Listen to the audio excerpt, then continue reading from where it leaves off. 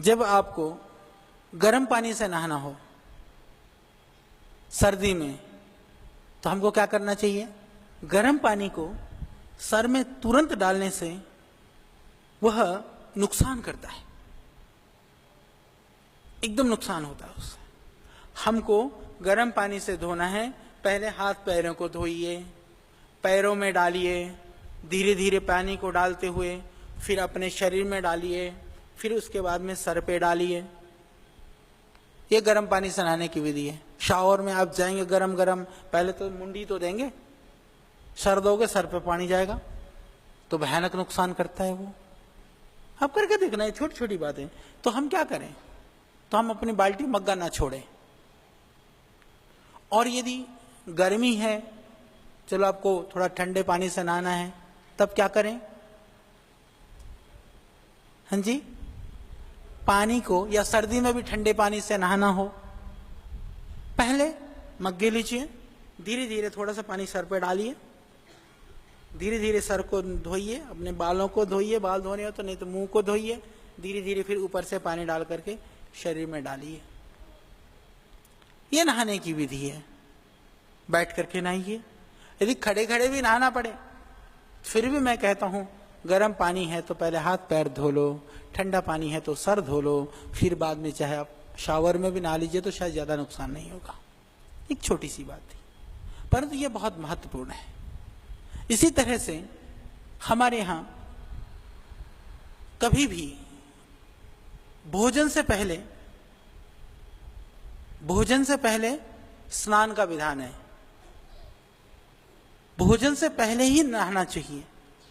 नहाने से, यानी कुछ खाने से पहले। क्यों?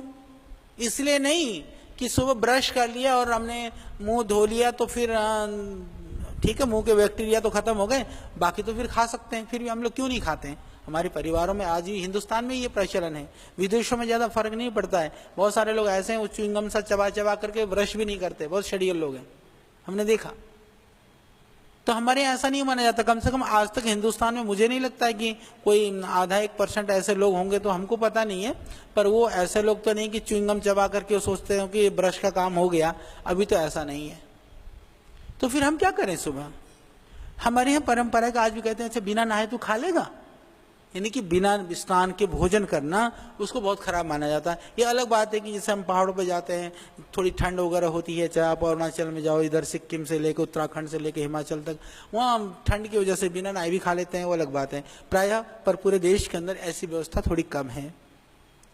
स्नान कर करके भोजन करने से जो हमारी जठराग्नि है, बाकी चीजें हैं, वो बहुत सिस्टम हमारा ठीक रहता है।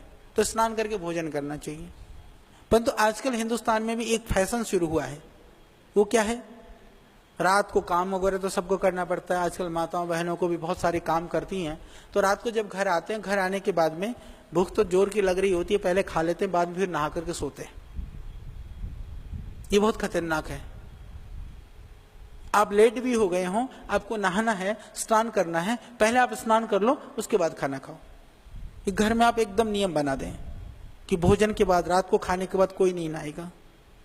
खाने के बाद नहाने से क्या होता है कि जो हमारी जठराग्नि वो मंद पड़ जाती है, डाइजेशन सिस्टम खराब हो जाता है, पाचन प्रक्रिया गड़बड़ा जाती है, और शरीर की जो वायु और कफ की मात्रा बढ़ने की संभावना रहती है, उससे बहुत सारी बीमारी होने की संभावना रहती है। छोटी सी बात है।